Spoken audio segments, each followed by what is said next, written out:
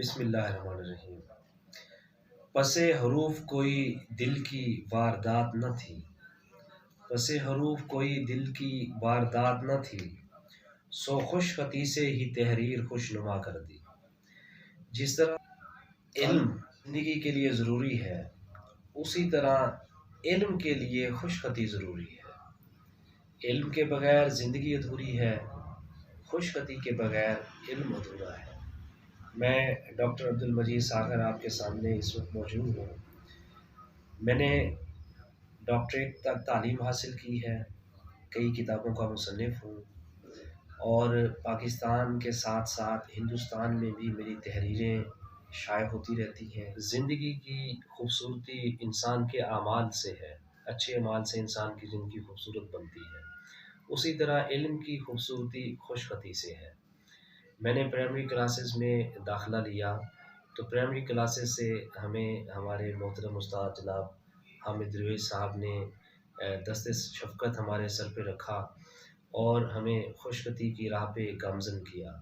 تو اسی خوش خطی کا نتیجہ ہے کہ 5ویں میں بورڈ ٹاپ کیا، 8ویں میں بورڈ ٹاپ کیا، میٹرک میں بورڈ ٹاپ کیا، اس کے بعد علم کی منازل طے کرتا چلا گیا، اور اللہ تعالیٰ نے مجھے ڈاکٹریٹ تک کی تعلیم حاصل کرنے کا مستحق قرار ٹھہرایا۔ اس کے بعد پھر میں نے شعر و ادب میں قدم رکھا تو ہماری تحریریں پاکستان ہی میں ہی نہیں بلکہ ہندوستان کے اخبارات، رسائل اور کتب کی زینت بننا شروع ہوئیں۔ تو یہ اسی خوش خطی کا نتیجہ ہے۔ جب ہم پیپر میں کچھ لکھتے تھے، ہمیں علم اگر نہیں بھی ہوتا تھا کسی چیز کا، تو خوش خطی جو ہے وہ ہمارے علمی ہماری جو کوتاہی ہوتی تھی، کمی ہوتی تھی، اس پہ پردہ ڈال دیتی تھی۔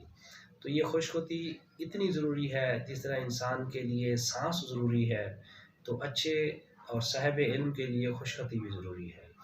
اس لیے خوش خطی کا سیکھنا نہایت ضروری ہے۔ اور ہمارے استاد محترم جناب حامد درویش صاحب، اللہ تعالیٰ ان کو تندرست عطا فرمائے، کہ انہی کا دست شفقت تھا کہ اللہ تعالیٰ نے ہمیں خوش خطی کی صلاحیت سے نوازا۔ اللہ تعالیٰ انہیں ہمیشہ خوش و خرم رکھے۔ شکریہ۔ پس حروف کوئی دل کی واردات نہ تھی، پس حروف کوئی دل کی واردات نہ تھی، سو خوش خطی سے ہی تحریر خوش نما کر دی۔ پس حروف کوئی دل کی واردات نہ تھی، سو خوش خطی سے ہی تحریر خوش نما کر دی۔